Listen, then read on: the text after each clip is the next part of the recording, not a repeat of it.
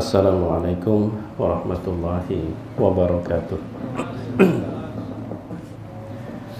Bismillahirrahmanirrahim. Alhamdulillah. Wassalatu wassalamu ala rasulillah Sayyidina Muhammad ibn Abdillah wa ala alihi wa ashabihi wa mawala, amma ba'd. Yang Allah muliakan jamaah musalla Miftahul Jannah, mata'anallah wa iyyakum bis-sihhati wal afiyah. Pertama-tama mari kita ucapkan alhamdulillah, puji dan syukur kepada Allah. Salawat dan salam semoga Allah curahkan, Allah limpahkan kepada Nabi kita Muhammad sallallahu alaihi wasallam, juga kepada keluarga, sahabat serta pengikut beliau ila akhiriz zaman. Jamaah rahimakumullah, kembali ulun membacakan tulisan Imam Al-Ghazali, sebuah buku kecil yang berjudul Minhajul Arifin, masih berhubungan dengan iqamatus shalah. Perintah di dalam Al-Quran tentang salat itu diawali dengan kalimat aqama yuqimu iqamah, aqimus salata wa atuz zakata. Kita sering menerjemahkan perintah aqimu itu adalah dirikanlah salat. Namun ada makna lain yang berkenaan dengan amalan qalbu dan fikir saat kita sholat. Sebagai perbandingan, sebelum sholat biasa imam menyampaikan pesan aqimu sufufakum tarasu wa'tadilu, juga menggunakan kata aqimu sufufakum. Sufuf, saf, saf. Aqimu, luruskan. Arti lurus itu tidak bengkok, apalagi mencabang. Maka ketika itu juga mengawali perintah sholat aqimus sholah. Sementara sholat secara bahasa juga berarti ad-doa.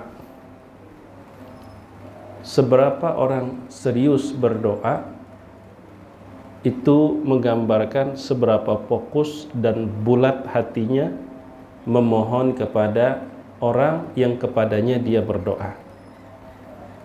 Semakin sungguh, semakin serius saat berdoa, dia tidak lagi menghiraukan apapun yang ada di kiri maupun kanan.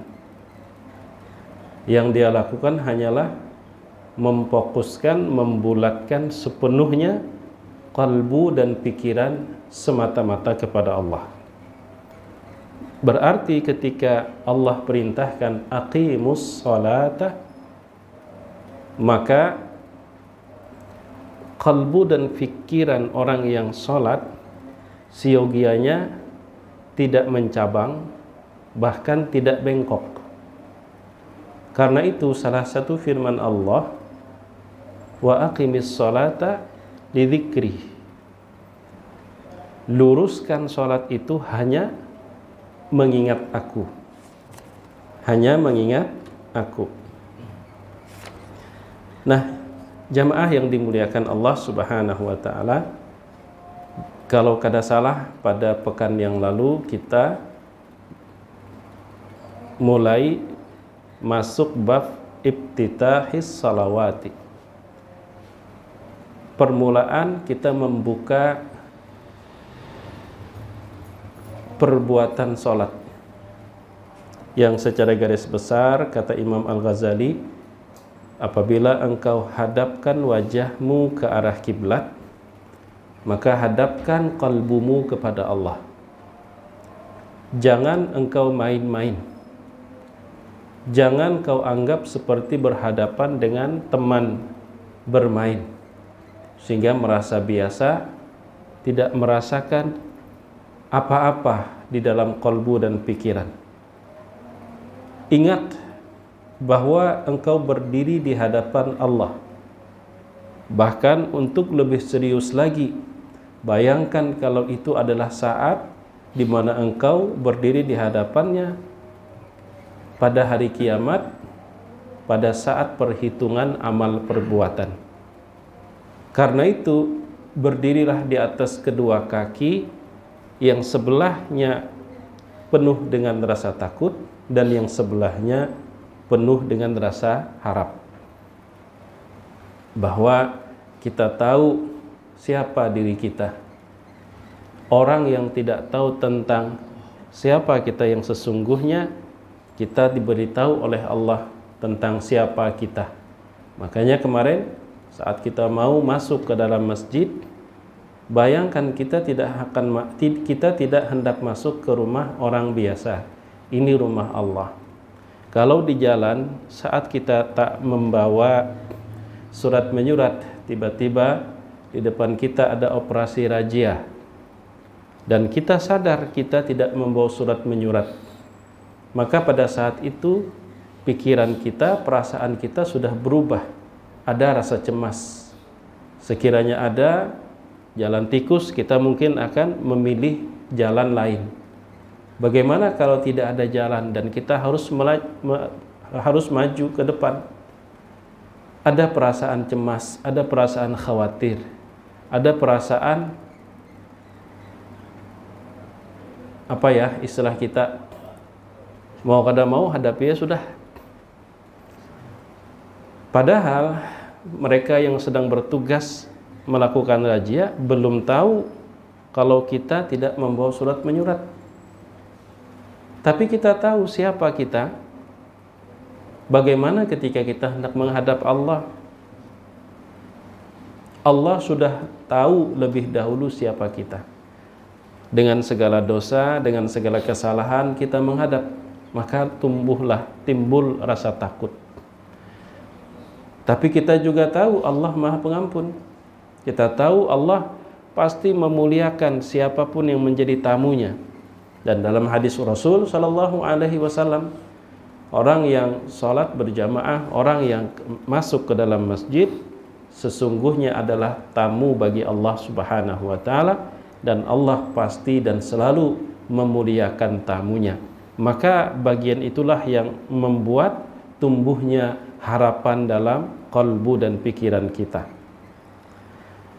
Lalu ketika engkau ucapkan Allahu Akbar, memulai sholat, membuka sholat dengan kalimat takbir, maka ketahuilah sesungguhnya Allah tidak berhajat kepada pengabdianmu. Allah tidak diuntungkan oleh pujianmu, karena berhajat itu bagian dari sifat orang yang miskin, dan itulah sifatnya makhluk. Sementara Allah Maha Kaya.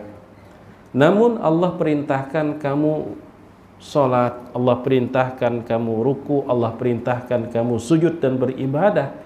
Itu semata-mata Allah memberikan jembatan buat kamu yang miskin untuk bisa lebih dekat kepadanya, Dia yang Maha Kaya, untuk lebih dekat kepada ampunannya, untuk lebih dekat kepada rahmatnya, agar dijauhkannya dari kemurkaannya. Lalu terakhir kemarin pada bab tentang iftitah as-salawat, bersyukurlah kepada Allah karena Allah masih menjadikan engkau pantas dan layak untuk berdiri di hadapannya, mendirikan salat. Berapa banyak orang yang tidak Allah izinkan lagi untuk sujud di hadapannya, walaupun dalam bentuk terlihat orang itu yang tidak mau sholat. Dalam kehidupan kita, sekiranya seorang presiden mengundang, maka siapa yang mendapatkan undangan pasti akan merasa terhormat. Siapa yang tidak mendapatkan undangan pasti merasa tidak mendapatkan perhatian dari seorang presiden.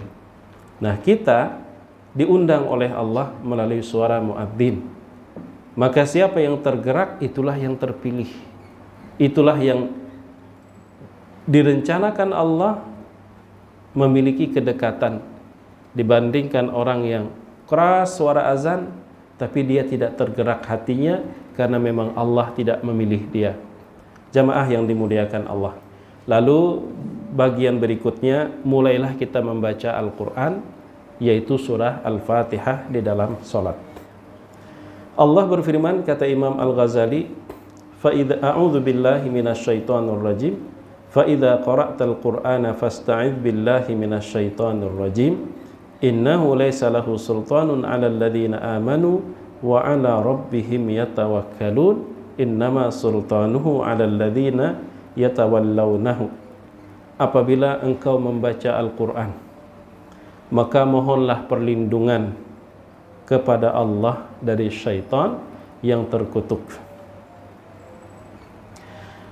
Sesungguhnya syaitan tidak diberikan kuasa terhadap orang-orang yang beriman dan orang-orang yang hanya kepada Rabb-nya bertawakal. Sesungguhnya kuasa syaitan itu hanya terhadap orang-orang yang memang menjadikan syaitan itu sebagai orang dekatnya, sebagai temannya, sebagai sahabatnya, atau apalagi sebagai pemimpinnya. Surah An-Nahl ayat 98-99. Allah juga berfirman, annahu man tawallahu fa annahu yudilluhu, bahwasanya siapapun yang menjadikan syaitan sebagai teman, menjadikan syaitan sebagai panutan, maka pastilah dia akan tersesat. Surah Al-Hajj ayat 4. Nah, pada saat membaca Al-Quran, dan dalam hal ini kita membaca surah Al-Fatihah, dan sesudah surah Al-Fatihah, apa yang mesti ada dalam kalbu dan pikiran kita? Kata Imam Al-Ghazali, wadhkur ahdallahi 'alaika wa mitsaqahu fi wahyihi wa tanzilihi.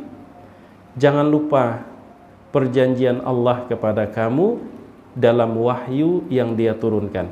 Wanzur kaifa taqra, karena itu perhatikan bagaimana kamu membaca kalamnya. Farattil wa tadabbar, maka bacalah dengan tartil, jangan gerasak-gerusuk, dan usahakan engkau mentadabburi apa yang engkau baca. Karena yang kau baca bukan kalimah-kalimah biasa, tapi adalah kalam-kalam Allah, wahyu Allah yang kau baca dengan lidahmu. Karena itu di dalam salah satu literatur kitab tafsir Ayatul Ahkam yang ditulis oleh Syekh As-Sabuni, kenapa Allah perintahkan kita sebelum membaca Al-Quran dengan berta'awudz, a'udzu billahi minasyaitonir rajim. Beliau mengatakan salah satu hikmahnya betapa suci kalam Allah, sehingga kita mesti harus sucikan dulu lidah kita. Lidah kita yang barangkali tadi berbohong, lidah kita yang barangkali tadi ngomongin orang, lidah kita yang barangkali mengucapkan kalimah-kalimah yang tidak sepadan dengan kesucian kalam Allah, yang kamu gunakan lidahmu untuk melafazkannya. Karena itu bersihkan. Jadi saat kita mengucap a'udzubillahi minasyaitonir rajim, tidak sekedar berlindung kepada Allah, tapi niat mensucikan lidah, karena lidah ini akan kita gunakan untuk melafalkan kalam Allah yang maha suci. Itu di dalam tafsir Ayatul Ahkam Syekh Ali As-Sabuni. Waqib 'inda wa'dihi, orang yang bertadabbur dia akan merenung, berhentilah di samping wa'dihi wa wa'idihi, janji dan ancaman. Ujar kita, tegantar kada hati membaca ancaman Allah? Kemudian ada enggak tumbuh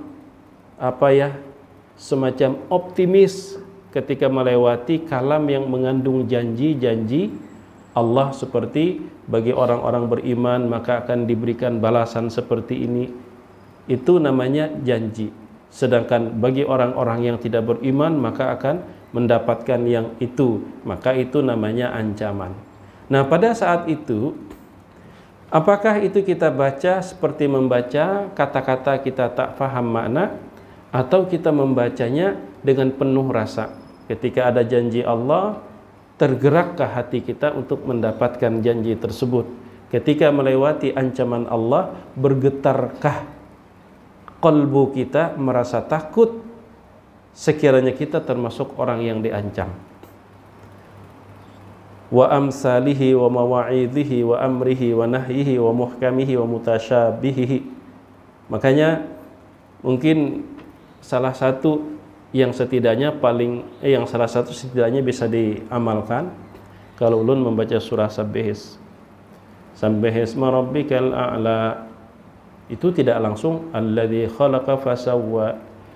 Itu perintah dari Allah. Sabbihisma rabbikal a'la. Bertasbihlah kepada Allah yang maha tinggi. Maka sebelum melanjutkan ayat kedua, Sabbihisma rabbikal a'la, subhana rabbiyal a'la. Karena Rasulullah sallallahu alaihi wasallam beliau demikian sering disampaikan oleh guru-guru kita. Kalau melewati ayat-ayat rahmah, Rasul memohon. Kalau melewati ayat-ayat siksa, Rasul berlindung. Kalau melewati ayat-ayat tentang nikmatnya surga, Rasul meminta. Bahkan salah satu riwayat dari Abdullah bin Abbas, karena itu sebagian kaum muslimin mengamalkannya setelah selesai membaca surah At-Tin. Alaihissallahu bi ahkamil hakimin. Bukankah Allah itu hakim yang paling adil? Apa kata Abdullah bin Abbas? Dianjurkan berkata, bala wa ana ala dzalika minasyahidin. Benar, dan saya bersaksi bahwa Allah itu hakim yang paling adil. Itu menandakan ada respon terhadap apa yang kita baca ataupun apa yang kita dengar dari kalam Allah. Jadi di antara adab kita membaca kalam Allah, kita tidak seperti orang yang hanya sekadar disuruh membaca lalu kita membaca tanpa meresapi dan tanpa menghayati apa yang kita baca. Wa inni la akhsha an takuna iqamatuka hududahu ghaflatan min tadyi'ika hududahu. Dan aku khawatir, kata Imam Al-Ghazali, ketika engkau melaksanakan perintah Allah dalam keadaan lupa, kelupaan itulah bentuk engkau lalai dari perintah Allah. Itu aku khawatir. Kita disuruh membaca, berarti kita melaksanakan apa yang disuruh saat kita membaca. Kita dengan membaca berharap tidak termasuk orang yang lalai terhadap perintah membaca. Tapi ternyata apa yang kita baca malah kita tidak berusaha untuk memahaminya. Maka itu yang aku khawatirkan, kata Imam Al-Ghazali, melaksanakan perintahnya dalam keadaan lupa, dalam keadaan lalai. Kelalaian itulah yang menjadi bagian dari ketidakseriusan engkau melaksanakan perintah. Nah, itu tentang adab membaca Al-Quran. Setidaknya bagi kita yang mungkin bukan orang yang berbahasa Arab, setidaknya apa yang kita ucapkan itu kita sadar itu kalam Allah. Itu kalam Allah. Nang mana aja surah Al-Fatihah, kemudian ma tayassara minal Quran, yaitu beberapa ayat setelah itu, setelah membaca surah Al-Fatihah. Bagi kita yang mendengar pun juga mesti harus bedakan antara mendengar perkataan makhluk dengan mendengar perkataan Allah. Sekalipun kita tidak faham karena kita memang lahir bukan berbahasa Arab, tapi kita setidaknya secara garis besar dapat meyakini dan dapat merasakan yang sedang kita dengar adalah kalam Allah. Sesempurna apa kita sebagai manusia sehingga ketika kalam Allah dibacakan baik di dalam sholat maupun di luar sholat, seperti kita anggap itu kalam biasa. Salah satunya dibuktikan kita masih meneruskan jari jemari kita memainkan handphone. Rasulullah Shallallahu Alaihi Wasallam ketika Abdullah bin Mas'ud membacakan surah An-Nisa atas permintaan Nabi Shallallahu Alaihi Wasallam, "Aqri alayya al-Quran ya Abdullah." Bacakan Al-Quran di hadapanku. Saat Abdullah bin Mas'ud membaca dari ayat pertama surah An-Nisa sampai ayat 41 sampai ayat 40, Rasul Shallallahu Alaihi Wasallam diam senyap. Lalu ketika memasuki ayat 41, "Fakaifa idza ji'na min kulli ummatin bisyahid wa ji'na bika 'ala haula'i syahida." Disitulah Rasul semakin merespon. Lalu beliau berkata, "Hasbak ya Abdullah." Tahan Abdullah. Kata Abdullah bin Mas'ud, aku lirik ternyata Rasul Shallallahu Alaihi Wasallam meneteskan air mata. Betapa interaksi beliau dengan kalam Allah itu luar biasa. Responnya terhadap kalam Allah itu luar biasa. Yang menjadi persoalan buat kita, penyebab kenapa kita tidak serius mendengarkan Al-Quran dibaca, karena kalbu kita terdinding, kalbu kita tertutup, sehingga yang kita pandang hanya siapa yang membaca, bukan apa yang dia baca. Sekiranya kita dari lubuk hati dan kesadaran, kita tidak lagi melihat siapa yang membaca, tapi dalam pikiran kita, dalam keyakinan kita, ini kalam Allah. Dan Allah sedang memperhatikan respon kita ketika mendengar kalamnya. Mari bahasa burung hinggap di kepala gen kadawani kita bergerak. Tapi lantaran kita hanya memandang siapa yang membaca. Saat yang baca anak kecil kemudian tersalah, kita malah tertawa.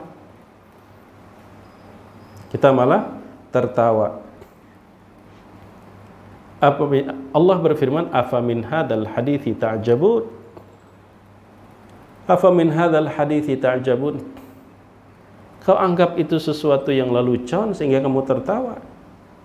Lalu dalam surah Al-A'raf ayat 185, "Fabi ayyi haditsin ba'dahu yu'minun." Kalau seperti itu respon dan sikapmu, maka perkataan yang mana lagi yang kamu imani? Kalau kalam Allah saja kau respon seperti itu, sekarang kalam siapa lagi yang bisa membuat kamu itu menghargai kalau kalam Allah tidak kau muliakan? Jadi setidaknya pada saat kita membaca surah Al-Fatihah, kita menyadari betul kita hanya penyambung lidah. Lidah kita ini sebenarnya terlalu naif ketika digunakan untuk menyebut kalam Allah yang maha suci. Tapi setidaknya kita berharap kesucian kalam Allah yang melewati lidah kita ini dapat mengubah lidah kita menjadi lidah-lidah yang baik. Ujar kita, wadahnya lalu barang, wadah lewat sesuatu yang suci dan luar biasa. Kalau istilah orang, barang hasilin mun bemalam kada, umpat benaung barang di rumah kita rasanya untung benar. Kan begitu biasanya. Kalau ada orang yang mulia, ada orang yang luar biasa, umpama ke kampung kita, ya mun berharap mau bermalam di rumah kita rasanya rasa jauh panglah umpama. Tapi asal mau benaung hasatu mat di muka rumah kita tuh himungnya luar biasa kita. Bagaimana kalam Allah yang lewat di mulut kita? Terlebih di bulan suci Ramadan. Maka apa ini tidak cukup untuk memotivasi kita untuk semakin sering menuturkan kalam-kalam Allah agar lidah kita pun paribahasanya kecipratan luar biasanya nilai Al-Quran. Hati kita pun juga terisi dengan kemuliaan kalam Allah. Nah, itu saat kita membaca Al-Quran. Karena ini menyangkut masalah sholat, ya memang di dalam sholat, tapi juga berlaku untuk di luar sholat. Ada tumbuh perasaan seneng banget gitu. Lidah kita ini dilewati kalam Allah tuh seneng banget. Sampai ulun umpamakan tadi kan, Presiden datang ke kampung pun suruh sidin mau ngobrol duduk di rumah kita, rasanya rumah kita kada pantas untuk menjamunya. Tapi sekiranya satu madhab berdiri di muka rumah kita bernaung, bekesah benar tuh. Masya Allah jago rasa imung benar. Presiden di muka rumah. Nah, bagaimana itu kalau kalam Allah yang mampir di lidah kita? Jamaah yang dimuliakan Allah Subhanahu wa taala, kemudian memasuki masalah ruku', babur ruku'. Tadi kan baca Al-Qur'an, iftitah berdiri memulai salat sudah, kemudian membaca ayat dalam salat juga sudah renungannya. Lalu lanjutannya adalah ruku'. Ruku'lah selayaknya orang yang hatinya tunduk kepada Allah. Jangan ruku' hanya dengan punggung yang kau rendahkan. Ruku'lah dengan hatimu di hadapan Allah. Ruku' dengan hati. Ruku' dengan hati. Jadi jangan hanya sekedar anggota tubuhmu saja, kepalamu tadi di atas kau tundukkan, punggung pundakmu tadi yang tegap berdiri kau punggukkan. Jangan hanya itu saja di hadapan Allah, tapi qalbu dan pikiranmu tunduk juga. Sebagaimana memulai sholat, ketika kau hadapkan wajahmu ke arah kiblat, maka qalbu dan pikiranmu hadapkan kepada Allah. Maka sebagaimana juga begitu saat engkau ruku, bukan hanya badanmu saja yang menunduk, tapi yang penting qalbumu yang tunduk di hadapan Allah. Karena itu wanhatta an himmatika fil qiyami bi amri. Jangan merasa harap lantaran sembahyangnya terajin pada orang. Fa innaka la taqdiru ala ada'i fardhihi illa bi auni. Karena engkau mampu salat, kalau bukan dia yang menolong pun tak akan bisa.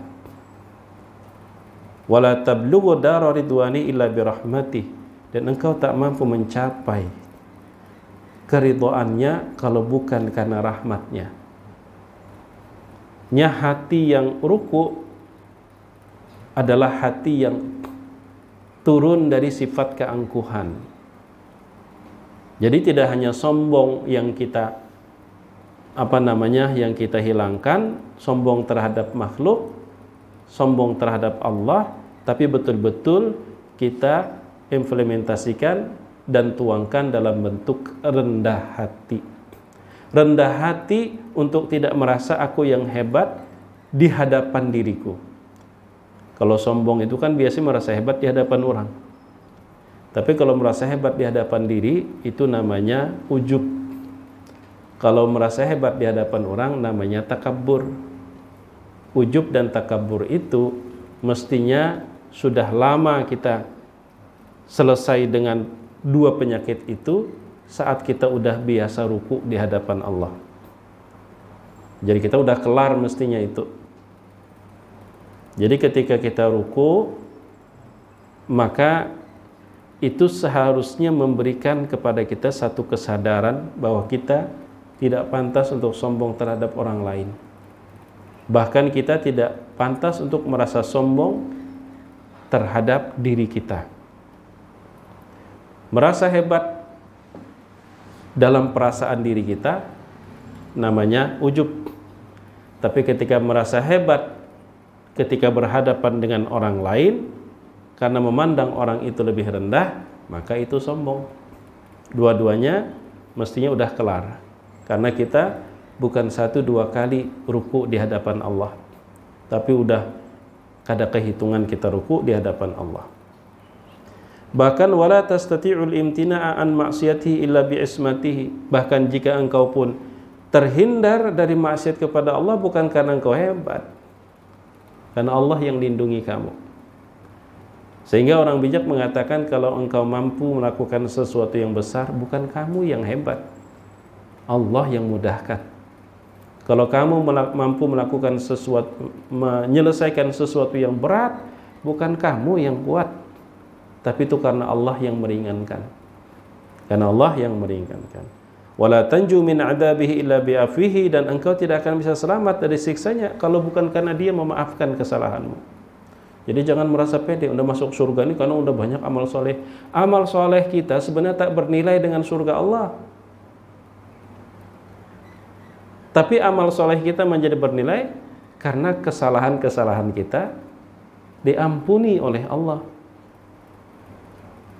Biar berpenghasilan sehari umpama 10 juta. Kelihatan banyak, tapi sehari pian membayar tagihan 20 juta. Tidak ada apa, tidak ada artinya. Nang 10 juta itu. Nang harus pian bayar setiap hari 20. Tapi meskipun pian cuma dapat satu hari umpama 100.000, tapi pian tagihan-tagihan pian dibebaskan. Maka lebih besar penghasilannya 10.000. Jadi ketika orang itu mulia di hadapan Allah, bukan karena dia sekedar rajin ibadah, taat kepada Allah, banyak punya gudang atau amal soleh, tidak. Tapi karena dosa-dosanya dihapus oleh Allah sehingga kebaikan yang sedikit itu akan terasa. Engkau tidak akan selamat dari siksa Allah kalau bukan karena Allah maafkan. Makanya Rasulullah SAW kan bersabda, qala Rasulullah SAW, lan yadkhulal jannata ahadun bi amalih. Ini yang sering dibicarakan. Tidak akan mungkin bisa masuk ke dalam surga siapapun kalau hanya mengandalkan amal perbuatannya. Lalu mereka bertanya, qalu wala anta ya Rasulullah, bagaimana dengan engkau ya Rasul? Wala ana, aku pun juga sama. Illa an yataghammadani Allah birahmatih, hanya saja aku sudah diselimuti Allah dengan rahmatnya, dan aku berharap rahmat Allah itulah yang selalu Allah curahkan kepadaku. Jadi kita kadang-kadang merasa rajin ibadah, kita kadang sadar dosa kita pang kita pikirkankah? Jika ibaratnya tuh batutup-tutupan aja, gali lobang tutup lobang, tak istilah lagu Bang Roma ya, Bang Haji, gali lobang tutup lobang. Amal ibadah yang kita gawi ini jangankan hendak membeli surga Allah, menutupi dosa kita aja ada cukup. Tegana lubang dosa daripada cuman kita kadang merasa dosa itu adalah satu hal yang harus kita pertanggungjawabkan. Pada saat kita merasa kebaikan itu sesuatu yang kita banggakan. Padahal jika umpama dihitung-hitung, yuk hadang dulu, jangan gunakan amal soleh kamu itu untuk membeli surga Allah. Bayarkan ke hutang dosa dulu. Masih ada gerang. Mungkin kita berbuka mata nih, berbuka dosa. Berbuka muntung kadang-kadang memandir orang, kada kerasaan. Sekiranya Allah izinkan kita bisa menghitung, baik menghitung kebaikan yang kita lakukan sehari maupun menghitung dosa yang kita gawi dalam sehari. Ulun yakin banyak dosa pinanya dalam 24 jam tuh naik. Kira-kira sekiranya Allah berikan kita kemampuan untuk menghitung, mencatat.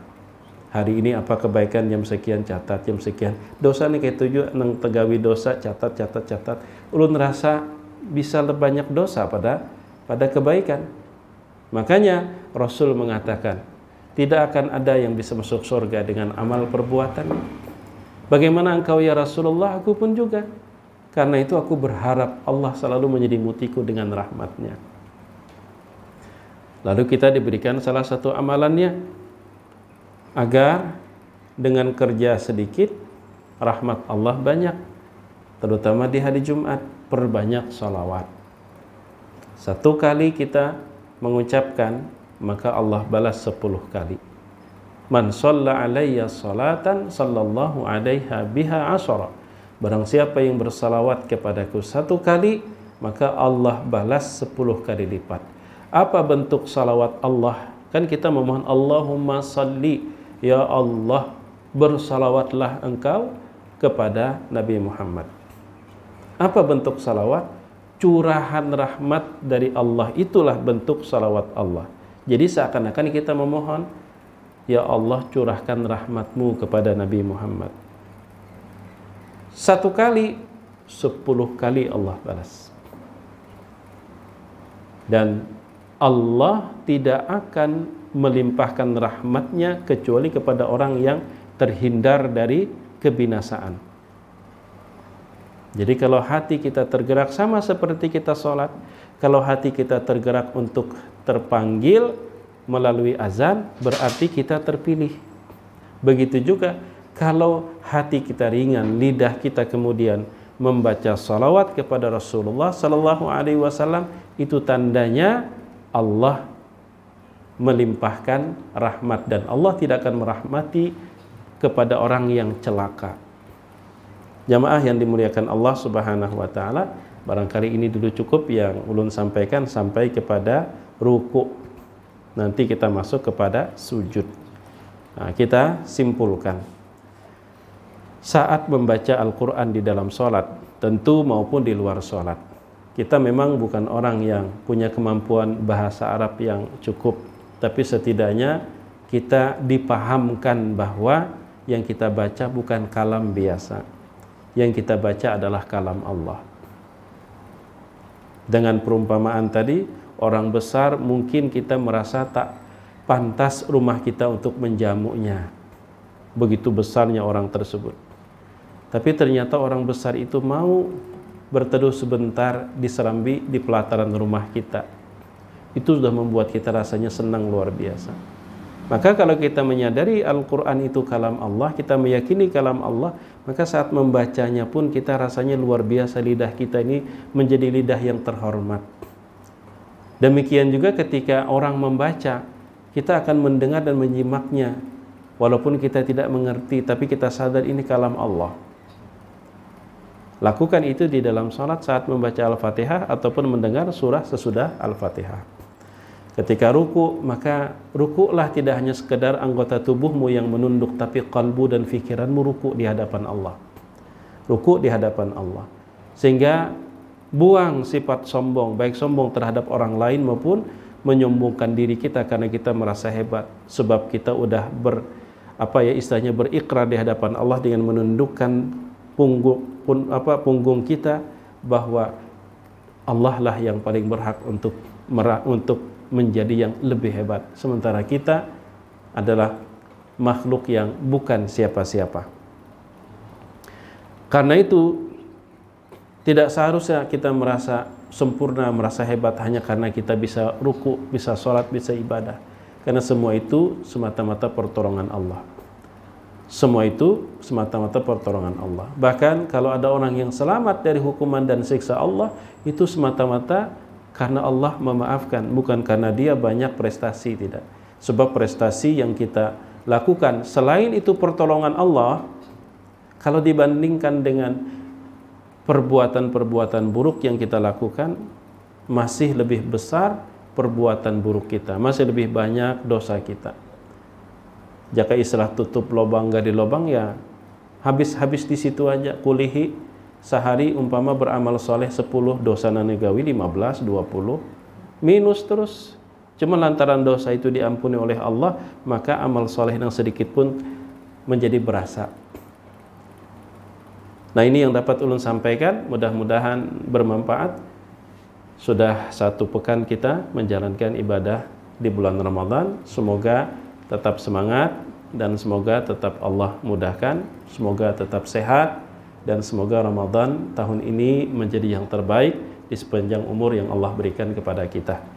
Sekali lagi ampun maaf jika ada salah dan khilaf. Jazakumullahu khairan. Subhanakallahumma wa bihamdika asyhadu an la ilaha illa anta astaghfiruka wa atubu ilaik. Wassalamualaikum warahmatullahi wabarakatuh.